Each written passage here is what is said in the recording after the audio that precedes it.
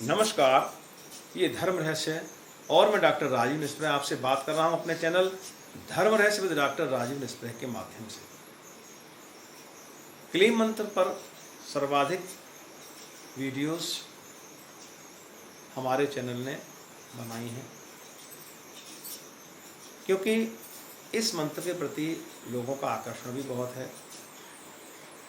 लोगों के प्रश्न आते गए और हम वीडियोस बनाते गए, लेकिन अभी भी लोग ये चाहते हैं, आप लोग ये चाहते हैं कि क्लीम मंत्र पर कुछ ऐसी बातें हमें बताएं जिससे कि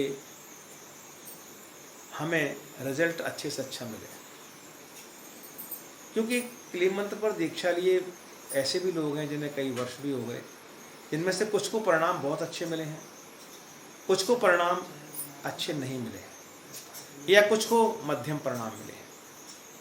एक बात आप अच्छी तरह समझ लीजिए कि क्लीम मंत्र एक आकर्षण मंत्र है। क्लीम मंत्र की अधिष्ठात्री देवी महाकाली स्वयं है, जो शक्ति की प्रतीक है।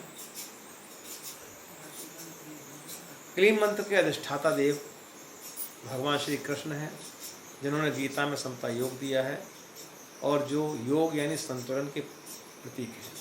अगर क्लीम मंत्र करने से आपके जीवन में संतुलन की स्थिति उत्पन्न नहीं हो रही है तो आप समझ लीजिए कि आप कहीं ना कहीं गलती पर हैं। क्लीम मंत्र करने से अगर आपके जीवन में शक्ति का संचार नहीं हो रहा है, सकारात्मक शक्ति का संचार नहीं हो रहा है, तो आप समझ लें कि आप कहीं ना कहीं गलती पर हैं। और तीसरा जो बिंदु है कि क्लीम मंत्र के अधिष्ठाता देव भगवान श्री कामदेव भी हैं, जो भगवान विष्णु के ही पुत्र माने जाते हैं, जो संसार में प्रेम और आकर्षण के प्रतीक माने जाते हैं। इस सृष्टि में, इस पूरी प्रकृति में, जड़ चेतन में जो प्रेम की भावना आप देखते हैं, प्राणी मात्र में जो प्रेम की भावना देखते हैं, वो इनकी ही कृपा का फल है। तो अगर आपके जीवन में ये चीज़ें नहीं बढ़ रही हैं, अगर आपके जीवन में आकर्षण नहीं बढ़ रहा, आपकी बातों में वजन नहीं आ रहा, तो आप ये समझ लीजिए कहीं ना कहीं आप गलती पर हैं। तो मैं आपसे ये बताना चाहता हूँ कि आप गलती कहाँ पर करते हैं, आपसे गलती किस प्रकार की होती हैं जिसकी वजह से क्लीम मंत्र का प्रभाव आपको देखने को नहीं मिलता। इधर मैंने बहुत सारे अपने शिष्यों को फ़ोन किए, अधिकांश तो नहीं कह सकते, लेकिन फिर भी आधे से ज़्यादा ही लोग ऐसे मुझे मिले बातचीत करने के बाद, जिन्होंने इस बात को स्वीकार किया कि क्लीम मंत्र की दीक्षा लेने के बाद वे इस मंत्र को निरंतर नहीं कर रहे। मैं आपसे ये जानना चाहता हूँ कि आखिर क्या वजह है जो आप दीक्षा लेने के बाद मंत्र को नहीं करते। या तो मेरी बात आप तक ठीक प्रकार से नहीं पहुँची, या आपने उस बात को, उस चीज़ को बहुत हल्के में लिया, उस मंत्र की महत्ता को आपने नहीं समझा। तो जब आप एक बार दीक्षित होने के बाद उसी प्रकार से, जैसे मैंने बताया है, 3 प्रकार के मुख्य रूप से मैं बताता हूँ। एक तो माला से जप करना बताना। माला से मतलब ये है कि आप उंगलियों पर भी कर सकते हैं, माला से भी कर सकते हैं। सुबह और शाम को इसका विधान है, घी का दीपक सुबह जलेगा, शाम को सरसों के तेल का दीपक जलेगा। सरसों के तेल में आप लौंग भी डाल सकते हैं, 7 लौंग डाल सकते हैं। ये सकारात्मक ऊर्जा को बढ़ाती हैं। 11 माला कम से कम आपको सुबह और शाम करनी है। क्लीम क्लीम क्लीम क्लीम से स्पीड में करेंगे तो 11 माला करने में आपको 15-16 मिनट से ज़्यादा नहीं लगेगा। इसी प्रकार शाम को भी करनी है।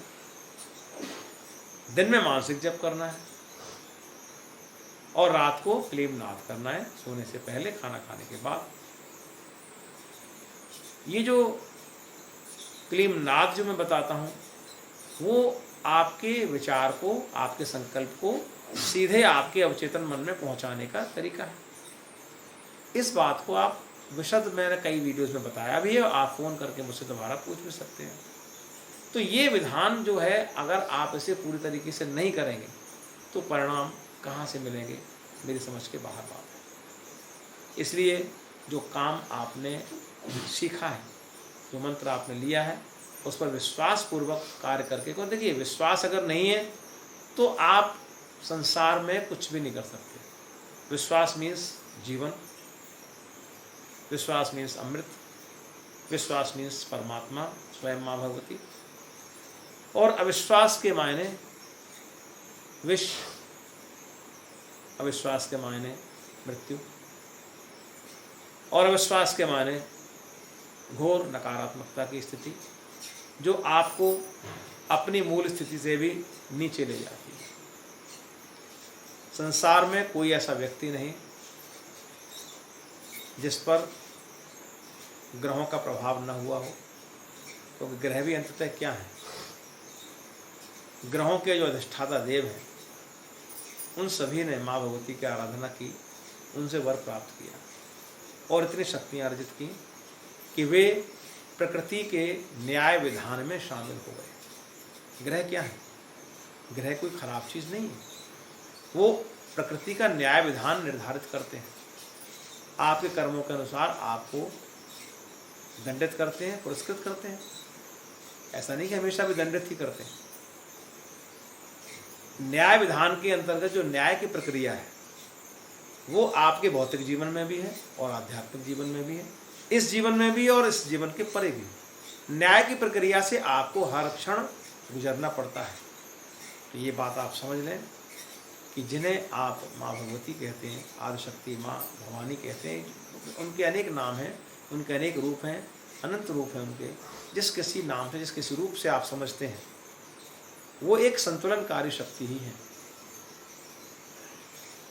उनके संतुलन पर विश्वास कीजिए और अपने जीवन में ऐसे किसी कर्म को अभी से वर्जित कीजिए जिसमें आपको दंड विधान से गुजरने की आवश्यकता पड़े।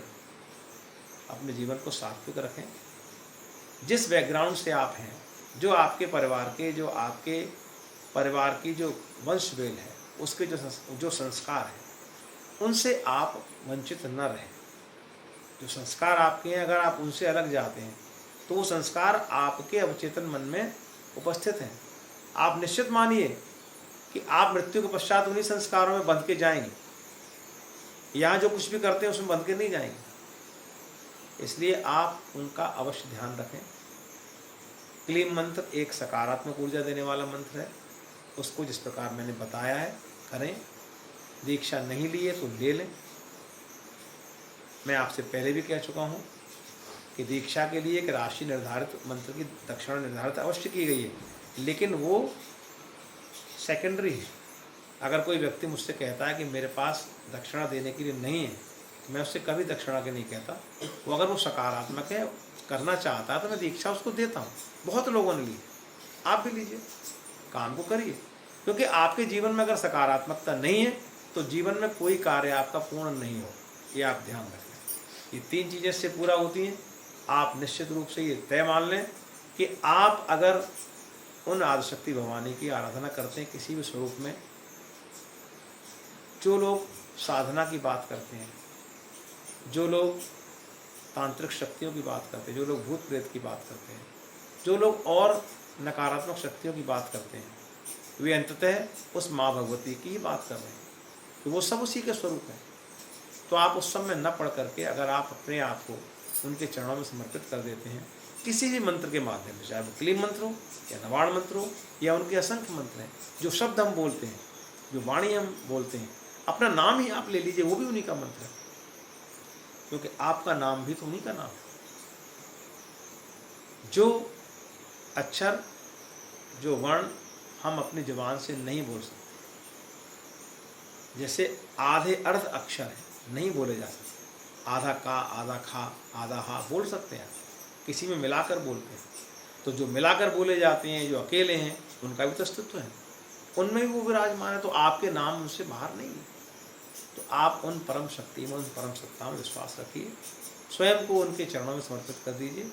मैं पहले भी कह चुका हूँ, मैं कोई धर्माधिकारी नहीं, कोई आपको धार्मिक बंधन बांधने वाला व्यक्ति नहीं।